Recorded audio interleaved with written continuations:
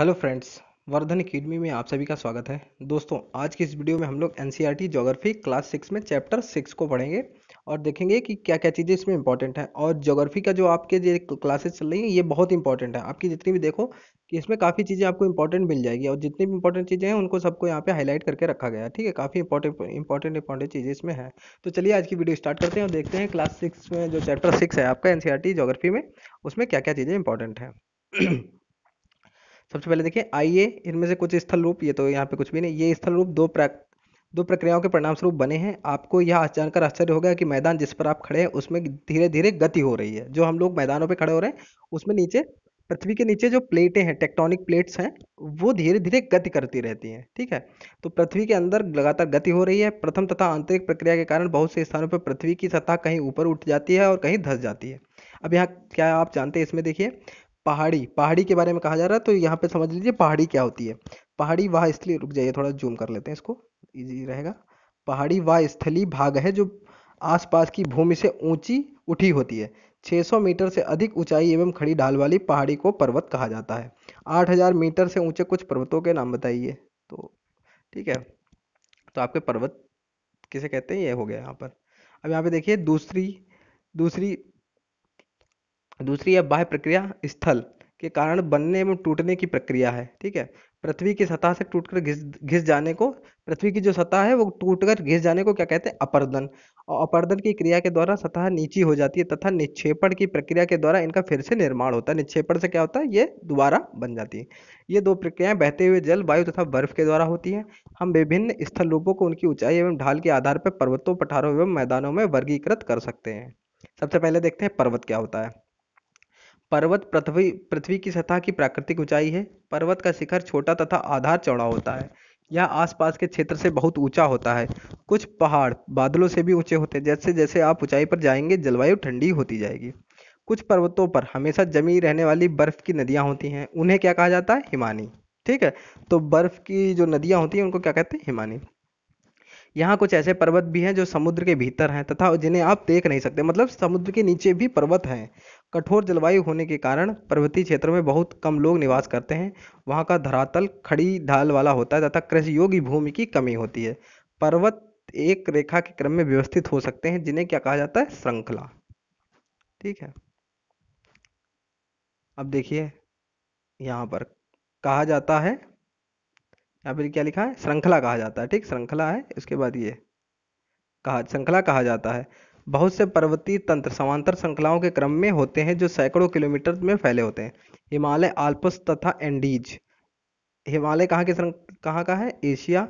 Alps ये आपका Europe, और एंडीज आपका दक्षिणी अमेरिका।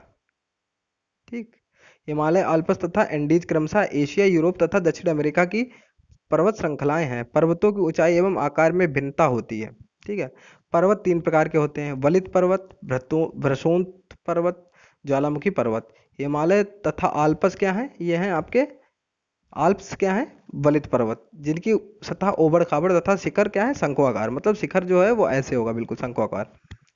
ठीक है, भारत की अरावली श्रृंखला विश्व की सबसे पुरानी वलित पर्वत श्रृंखला है। अपरदन की प्रक्रिया के कारण यह श्रृंखला घिस गई है। उत्तरी अमेरिका के आ, अपलेशियन तथा रूस के यूरॉल पर्वत गोलाकार दिखाई देते हैं एवं इनकी ऊंचाई कम है। ये बहुत पुराने वलित पर्वत हैं। जब बहुत बड़ा भाग टूट जाता है तथा ऊर्ध्वाधर रूप से विस्थापित हो जाता है, तब भ्रसोत पर्वतों का निर्माण होता है। ऊपर उठे हुए खंड को उत्खंड या हास्ट कहते हैं और नीचे धसे हुए खंडों को द्रोणिका भ्रंश या ग्राविन कहा जाता है। यूरोप की राइन घाटी तथा वाइजेज पर्वत इस तरह के पर्वत तंत्र के उदाहरण है। एटलस में दिए गए विश्व मानचित्र से उनकी स्थिति को देखिए तथा इस प्रकार की भू आकृतियों के कुछ कुछ और उदाहरणों का पता लगाइए। ठीक है, ज्वालामुखी पर्वत ज्वालामुखी क्रियाओं के कारण बनते हैं। अफ्रीका का माउंट किलिमंजारो, तो किलिमंजारो कहाँ का है, अफ्रीका का, तथा जापान का फ्यूजियामा इस तरह के पर्वतों के उदाहरण हैं। ये आपके ज्वालामुखी पर्वत हैं। पर्वत बहुत लाभदायक होते हैं। पर्वत जल के संग्रहागार होते हैं। बहुत सी नदियों का स्रोत पर्वतों से स्थित हिमानियों से होता है। जलाशयों के जल को लोगों तक पहुंचाया जा सकता है। पर्वतों के जल का उपयोग सिंचाई तथा पनबिजली के उत्पादन में भी किया जाता है। नदी, घाटियां तथा वेदिकाएं कृषि के लिए उपयुक्त होती हैं। पर्वतों में अलग अलग प्रकार की वनस्पतियां तथा जीव जंतु पाए जाते हैं। वनों से हमें ईंधन, चारा, आश्रय तथा दूसरे उत्पाद जैसे गोंद, रेजिन इत्यादि प्राप्त होते हैं। सैलानियों के लिए पर्वतीय भाग उपयुक्त स्थान है। वे पर्वतों की यात्रा उनकी प्राकृतिक सुंदरता को देखने के लिए करते हैं। विभिन्न प्रकार के खेल जैसे paragliding, hang gliding, river rafting तथा स्कीइंग पर्वतों के प्रचलित खेल हैं। क्या आप हिमालय में स्थित कुछ ऐसे स्थानों के नाम बता सकते हैं जहां ये खेले जाते हैं? देखिए नेक्स्ट है पठार। पठार के बारे में देख लीजिए। पठार उठी उठी हुई एक सपाट भूमि होती है। यह आसपास के क्षेत्रों से अधिक उठा हुआ होता है तथा इसकी ऊपरी भाग मेज के समान होती है, मतलब एकदम ऐसे उठा होगा और ऐसे मेज की तरह, ठीक है, ऐसे ये इस तरीके से होगा, ठीक है, मेज के समान होगा। किसी पठार के एक या एक से अधिक किनारे होते हैं जिसकी ढाल खड़े होते हैं। पठारों की ऊंचाई प्रायः कुछ 100 मीटर से लेकर कई हजार मीटर तक हो सकती है।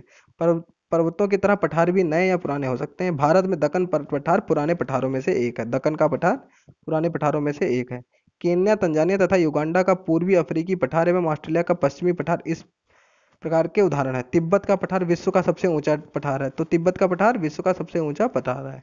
ठीक है, ये भी एक क्वेश्चन बनना है, हाईलाइट करना भूल गए इसको। जिसकी ऊंचाई माध्य समुद्र तल से 4000 से 6000 मीटर तक है। पठार बहुत उपयोगी होते हैं क्योंकि उनमें खनिजों की प्रचुर मात्रा होती है। यही कारण है कि विश्व में बहुत बहुत से खनन क्षेत्र पठारी भागों में स्थित है। अफ्रीका का पठार सोना एवं हीरों के खनन के लिए प्रसिद्ध है। भारत में छोटा नागपुर के पठार में लोहा, कोयला तथा मैग्नीज के बहुत बड़े भंडार पाए जाते हैं। पठारी क्षेत्रों में बहुत से जलप्रपात हो सकते हैं क्योंकि यहाँ नदियां ऊंचाई से गिरती हैं। भारत में छोटा नागपुर पठार पर स्वर्ण रेखा नदी पर स्थित हुंडरू जलप्रपात तथा कर्नाटक में जोग जलप्रपात इस प्रकार के जलप्रपातों के उदाहरण है। तो ये जलप्रपातों के नाम लिख लीजिए और ये कहाँ स्थित है ये भी आप लोग लिख सकते हैं। ये देखिए, ये पठार की यहाँ पे फोटो दी गई। ये देखिए पठार आपका दिया गया है, ठीक है। देखिए सामान्य से ये ऊंचा उठा हुआ है, ठीक। लावा, लावा जो होता है वो क्या होता है? लावा पठार में काली मिट्टी की प्रचुरता होती है जो उपजाऊ एवं खेती के लिए काफी अच्छी होती है। कई पठार में रमणीय स्थल होते हैं जो पर्यटकों को आकर्षित करते हैं, मतलब काफी अच्छे स्थल होते हैं जो देखने लायक होते हैं, ठीक है। अब देखिए यहाँ पर थोड़ा सा बचा है, इसको भी देख लेते हैं। मैदान क्या होता है? मैदान समतल भूमि के बहुत बड़े भाग होते हैं। वे सामान्यतः माध्य समुद्री तल से 200 मीटर से अधिक ऊंचे नहीं होते। एक मिनट, यहाँ पे कोई एक चीज मैंने छोड़ दी है जो बहुत इंपॉर्टेंट थी, मैंने देखा था। ये देख लीजिए, पहले इसको देख लीजिए।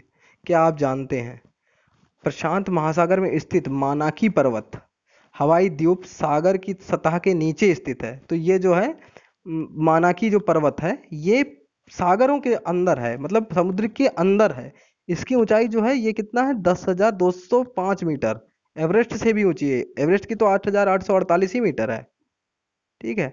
8,008 ही है, जबकि ये 10,205 मीटर है। इसीलिए इसको मतलब सबसे ऊंचा नहीं कहा जाता है क्योंकि ये अंदर है समुद्र के, समुद्र तल के अंदर। लेकिन इसकी टोटल ऊंचाई 10,205 मीटर है, ठीक है।